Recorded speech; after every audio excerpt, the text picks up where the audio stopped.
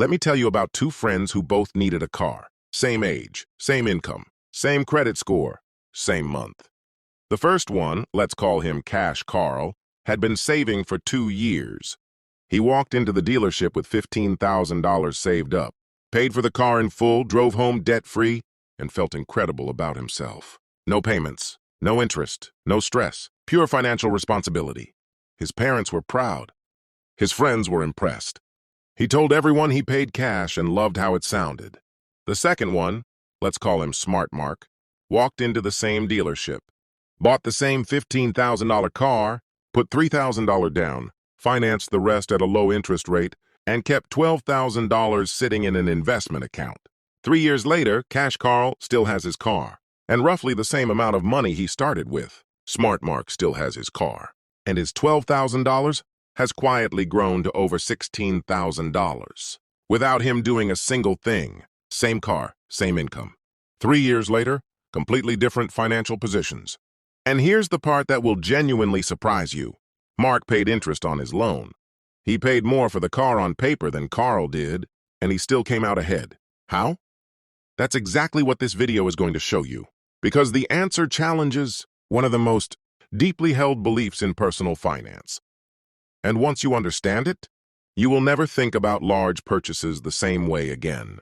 There is a belief so widespread, so deeply embedded in financial common sense, that questioning it almost feels irresponsible. The belief is this: paying cash is always better than financing. Debt is bad. Paying interest is throwing money away. If you can avoid a payment, you should. If you have the money sitting there, use it. Why would you borrow money you already have? This belief gets passed down from parents to children like inherited wisdom. It shows up in financial advice columns. It gets nodded at in conversations about money.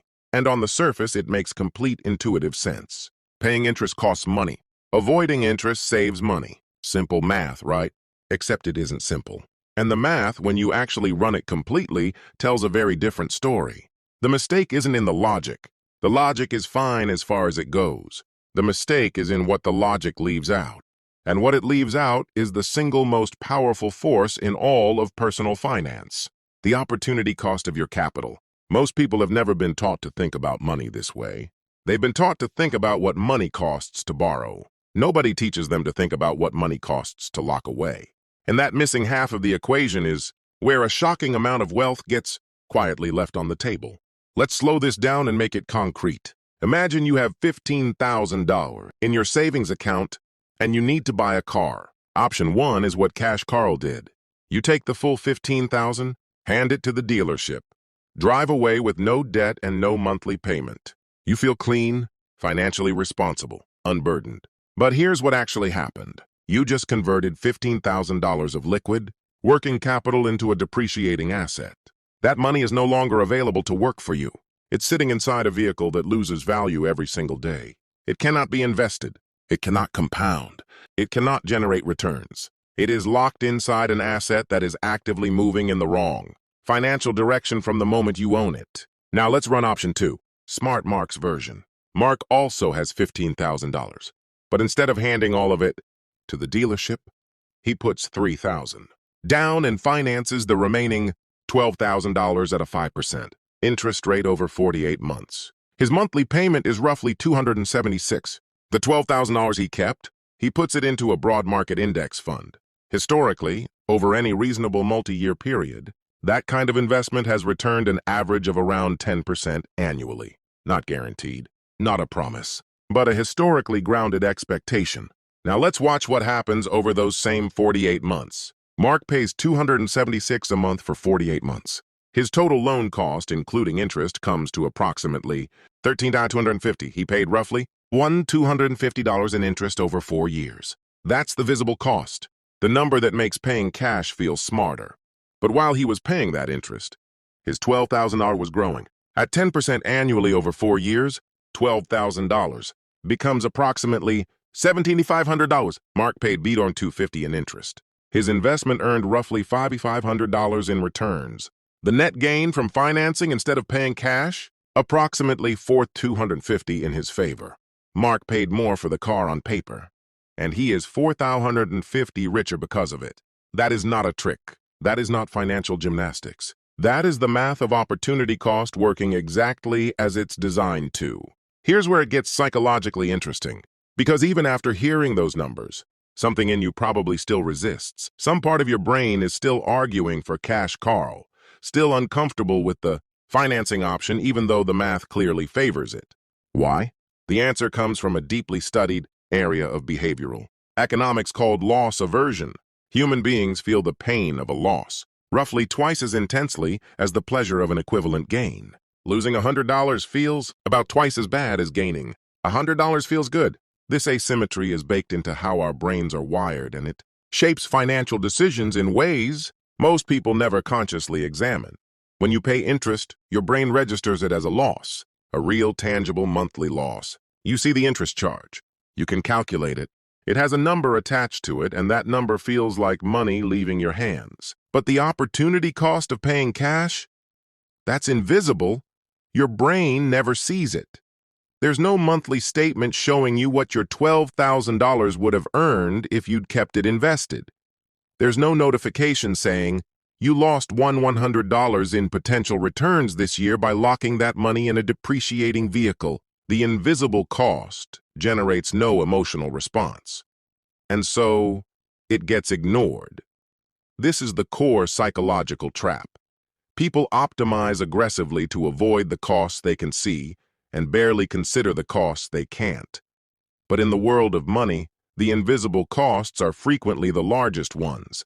Cash Carl didn't lose $1,250 to interest. He lost $5,500 in potential investment growth. He just never saw the bill. There's a deeper principle operating underneath all of this. And once you see it, you start applying it well beyond car purchases. The principle is this: not all capital is equal. Money doing nothing costs you something. Money locked in a depreciating asset costs you something. Money working in a growing investment earns you something. The goal of intelligent financial management isn't to avoid spending. It's to ensure that every dollar is always in its highest value position. Wealthy people think about money this way almost automatically. They ask not just what does this cost, but what is this money's best possible use right now? Those are different questions with very different answers. A financially sophisticated person looks at $15,000 and sees options. They see the car purchase as one option, the investment account as another option, and they compare the full cost, including opportunity cost, of each before deciding how to allocate. Most people look at $15,000 and see a transaction. Money in, money out. Simple exchange. No further analysis needed. That gap in thinking compounds over decades into an enormous gap in wealth. Not because one group earns dramatically more, but because one group puts every dollar in its best possible position every time, and the other group pays the visible costs and ignores the invisible ones. There's a famous concept that illustrates this perfectly. It's called arbitrage. In its simplest form, arbitrage is just the practice of exploiting the difference between two rates. Banks do it every day. They borrow money at 2% and lend it at 7%. The 5% difference is their profit. They didn't create value. They just understood that the cost of one thing was lower than the return on another, and they positioned themselves to capture the difference. When Smart Mark financed his car at 5% interest and invested his cash at 10% returns, he was doing personal finance arbitrage. The borrowing rate was lower than the investment return. The gap between those two numbers became his financial advantage. This is not advanced investing. This is not complicated. It requires only one thing that most people never develop: the habit of thinking about the full picture of a financial decision, not just the surface transaction. Practical takeaway. Now let's be honest about the conditions that make this strategy actually work, because there are important nuances that determine whether financing beats cash in your specific situation. Condition 1. The interest rate has to be genuinely low. This strategy works when you can borrow at a rate meaningfully below what your money can earn in the market. If a dealer is offering you 0% to 3% financing, the math strongly favors keeping your cash invested. If the financing rate is 12% or 15%, the calculation flips. High-rate debt is a different animal entirely and should be avoided or paid off aggressively. Always know the exact interest rate before financing anything. Condition 2. The cash you keep must actually be invested. This is the most important condition and the one most people fail to meet. The strategy only works if the money you didn't hand to the dealership goes directly into an investment account and stays there. If it sits in a checking account earning nothing or gradually gets spent on lifestyle, the advantage disappears completely. The math only holds if the money is actually doing something productive. Condition 3, the payment must be genuinely manageable. Taking on a monthly obligation you'll struggle to meet in order to keep cash invested creates a different kind of financial stress that can lead to poor decisions under pressure. The payment should be comfortable enough that it doesn't constrain your life or force you to pull from investments during market dips. If all three conditions are met, financing a car while keeping your cash invested is not irresponsible. It is mathematically and strategically the smarter play. If you want more content that breaks down the financial decisions most people make on instinct and shows you the full picture behind the numbers, subscribe to Mark Finance Hub. This is exactly the kind of thinking we break down every week.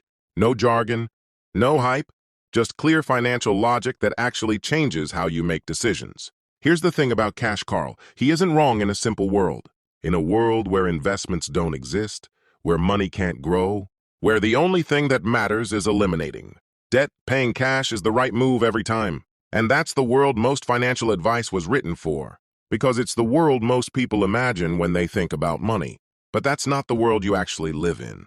You live in a world where your money can work while you sleep, where the market has compounded wealth for patient investors across every decade of modern history, where the cost of borrowing money at a low rate and the return of investing money at a higher rate create a gap that can be captured by anyone willing to think one level deeper than the surface transaction. The difference between Cash Carl and Smart Mark isn't income. It isn't luck. It isn't some secret financial knowledge reserved for wealthy insiders. It's just the willingness to ask one extra question before reaching for the wallet. Not just, what does this cost? But what is this money's best possible use? That question, asked consistently, across every significant financial decision for the next 10 years, will build more wealth than any single investment. Any raise, any lucky break. The car is just the example. The thinking is the lesson.